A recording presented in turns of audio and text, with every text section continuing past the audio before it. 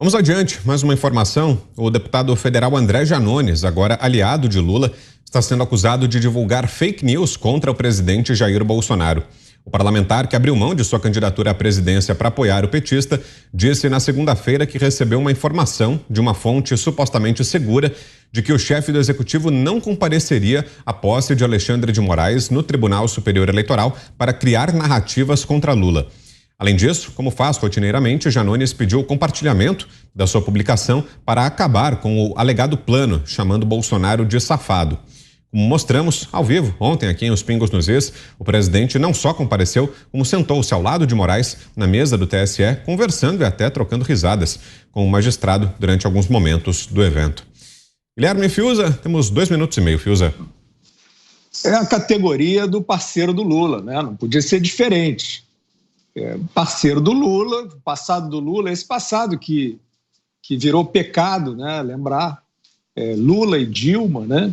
Estavam lá, não pode falar nada, né? Contra aquele desastre que foi, né? Que fez a população sofrer de forma atroz, né? Com o que aconteceu na Petrobras, cujos diretores nomeados pelo Lula e que roubaram e que confessaram o roubo e que disseram que deram o pichuleco para o PT e para o grupo do Lula, continuaram no governo Dilma.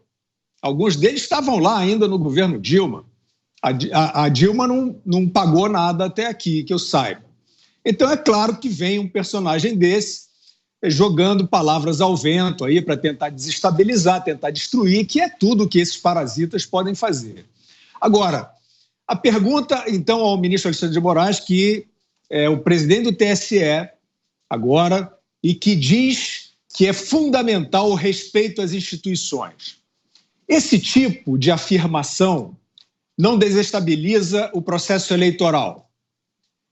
Um aliado, a grande frente antidemocrática até aqui é Lula e Janones, né?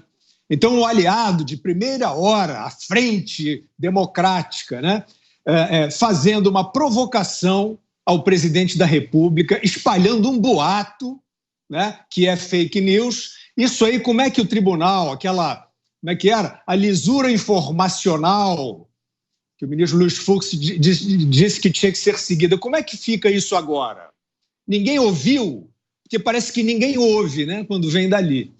E ainda sobre o respeito às instituições proposto, né, pelo ministro Alexandre de Moraes, eu acho que se ele quer mesmo provar que ele quer respeitar as instituições, o primeiro passo é fazer funcionar a comissão de transparência que o seu antecessor ignorou, que o seu antecessor deixou na geladeira. Foi criada pelo TSE, existem subsídios propostos por integrantes da comissão de altíssimo nível, vindos do INE e do ITA, os melhores técnicos do país, e o TSE fingiu que não viu na gestão do Fachin. São medidas que estão, sim, podem ser implementadas agora, há tempo hábil para implementar. Olha, quem quiser ver o que acontece, entra lá no site do Ministério da Defesa, veja o detalhamento. São muitas medidas, são muitos detalhes que podem melhorar a fiscalização. Quem é que está interessado em que nada disso seja feito? Não se pode tocar na sacrossanta urna eletrônica a ponto de fazer uma comissão de transparência criada pelo TSE ficar falando sozinha, implorando para ser recebida.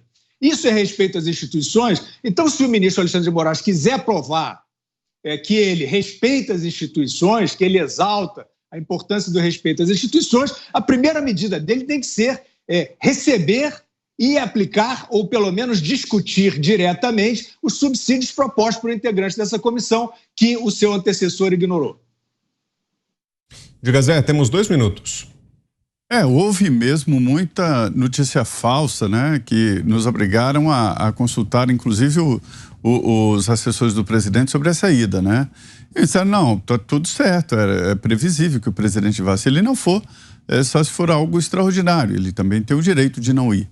Mas o Janones, ele sempre ataca o presidente Jair Bolsonaro e a gente vê aí que não tem limites, exatamente nas mentiras. O que eu falava no início do programa aqui é que todo o discurso que fala de fake news, que fala de inverdades e tal, é a indicação subliminar né, a suspeição, e não é nada direta, recai sobre o grupo do presidente Jair Bolsonaro. Tem essa lenda, né?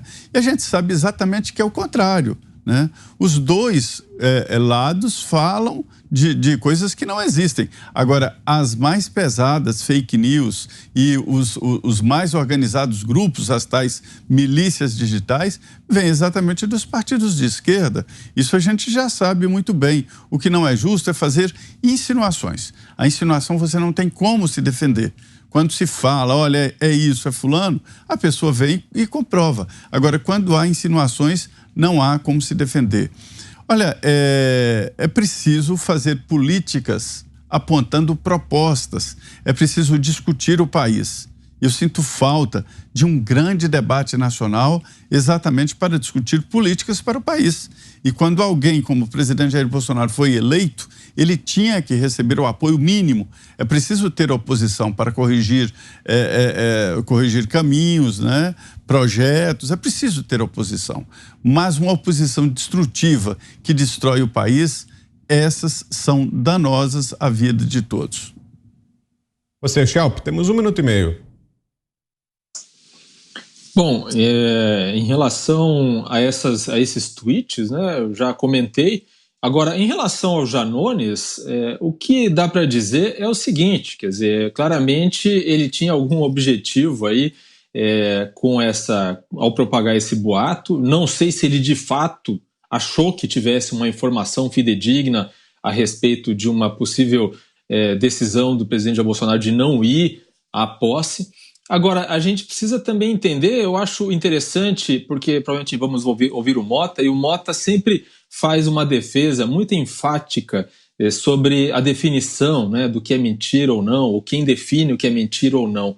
E esse conceito de fake news, que é usado de maneira bastante ampla, principalmente atualmente, inclusive pelo próprio Alexandre de Moraes, como a gente já viu, ele tem uma definição mais restrita por aqueles que estudam isso, né? Fake news não é simplesmente mentira ou simplesmente algo que não está correto, uma informação incorreta ou um boato. Fake news é uma informação que se traveste de notícia, mas que contém erros, mas que não passou pelo processo de produção de notícia normal, que para quem conhece o trabalho de redação, processo de checagem de informação com mais de uma fonte e assim por diante. Então, isso é o que é fake news. Então, nesse caso, eu não sei nem se dá para dizer que o Janones difundiu fake news. Na verdade, pode ser mesmo um boato, talvez de má fé, difundido de má fé, ou ele realmente achou que poderia fazer às vezes de jornalista e recebeu uma informação de uma fonte que possivelmente não era nem um pouco confiável e passou adiante sem checá-la, como faria um jornalista sério. Você, Mota, temos 1 minuto e meio. Eu queria mais um tempinho, porque o Schelp jogou a bola para mim, né? Eu vou começar aqui. Não, Schelp, eu sustento a minha posição. Não existe fake news, existem mentiras. Você deu uma explicação que coincide com a visão de muita gente que acredita nesse conceito de fake news, e é exatamente o que você disse. O que você descreve é o seguinte: até pouco tempo atrás não existia nenhuma outra forma de se produzir notícias, de se produzir informação. Você lia jornal, você via televisão ou via rádio. Era isso, acabou. A partir de um determinado momento, foram criadas a internet e as redes sociais. Então, qualquer pessoa, por exemplo, o André Janones, pode ir nas redes sociais e dar uma declaração, dizer alguma coisa e dizer: isto é um fato, isso é uma verdade, eu testemunhei ou ouvi de uma fonte fidedigna. É lógico, essa postagem não passa pelo processo tradicional do trabalho de um jornalismo, mas nunca se propôs a isso. Se trata de mídia social. A pessoa que entrou no Twitter e está vendo uma notícia no Twitter, a maioria das pessoas não precisa de tutela para saber que aquela informação não passou pelo mesmo processo que a informação de um grande jornal. Acredita quem quiser. Isso não é diferente do tempo, para quem é um pouquinho mais velho, do tempo que não existia internet. A gente usava uma tecnologia avançada para época chamada telefone. Você ligava para uma pessoa, fazia uma fofoca, a pessoa ligava para outra ligava para outra. os boatos aconteciam, sempre aconteceram boatos na política, né? A gente vai lembrar, por exemplo, só um episódio que me vem à cabeça aqui, na época que o Tancredo Neves ficou gravemente doente. Toda hora surgia notícias sobre o estado de saúde dele, que ele tinha morrido, que ele tinha se recuperado. O boato, a mentira é a coisa mais velha na política. Agora, quando você tenta enquadrar cientificamente essa questão da fake news, apelando para a diferença no processo de produção, a intenção não é simplesmente chamar a atenção das pessoas para que elas tratem de forma diferente, né? Até porque as pessoas nem precisam ser tuteladas para isso. A maioria das pessoas sabe disso. A intenção evidente e manifesta todos os dias é se criar mecanismos de checagem. E aí eu vou pedir um segundo para ler aqui um autor muito bom. Exercer o poder por meio de bravatas é uma das maravilhas da modernidade. Chega daquela coisa antiga de seguir regras institucionais ao pé da letra. A live é a lei. Foi nesse ambiente fértil e despojado que o Tribunal Superior Eleitoral resolveu manifestar hostilidade à rede social Telegram.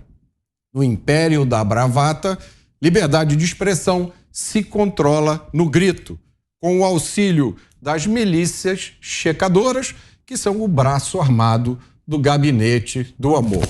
Passaporte 2030 do Guilherme Fiuza, livraço, já está todo marcado, eu recomendo. Bom, e só para a gente fechar esse debate, a gente tem que ir para o intervalo daqui a pouquinho. Eu vou dar mais 30 segundos para você, Schalp, e depois para o Mota na sequência, para a gente arrematar. Vai lá, com você, Schalp. Não, rapidamente, só para complementar mesmo, eu acho que vai nessa linha do que o Mota falou. Na verdade, o que eu queria dizer é justamente isso, que não se pode chamar de notícia o que não é notícia, ou que apenas pretende ser notícia, né? Então, eu acho que as redes sociais são muito positivas, porque elas dão a oportunidade das pessoas falarem livremente, se comunicarem livremente, se expressarem livremente, inclusive para falar coisas que não têm fundamento nos fatos, e podem apresentar fatos. Algo que é dito na internet pode ser um fato bastante plausível ou fácil de comprovar ou não, mas é diferente de você chamar algo de notícia. E acho que essa é a questão que é fundamental. Eu concordo plenamente que se usa muito amplamente a expressão fake news com essa intenção de abarcar coisas que sequer se apresentam como notícias. Essa acho que é a questão fundamental, e eu acho que a notícia e o trabalho de checagem, todo o processo de produção de notícias que é feito pelo jornalismo continua sendo muito importante e inclusive alimenta as redes sociais. Você, Mota, o Schalp fala um pouquinho mais, então fica à vontade. Obrigado. Mas... As duas questões essenciais aí são, primeiro, quem decide a veracidade? Quem é a entidade julgadora? Se algo é notícia ou não, se algo tem valor ou não, se algo é verdade ou não. Não existe em uma democracia ninguém que tenha essa autoridade. Aqui no Brasil nós estamos dando ou consentindo que o TSE tenha essa autoridade. Isso, para mim, é uma coisa inconcebível. Pelo seguinte fato, não existe no nosso ordenamento jurídico isso. Se você ler a Constituição e ler todas as nossas leis, a única coisa que existe é o seguinte: se eu falar mal, por exemplo, do Schalp e causar um prejuízo a ele, eu posso ser processado por injúria, calúnia e difamação. Não existe nada mais.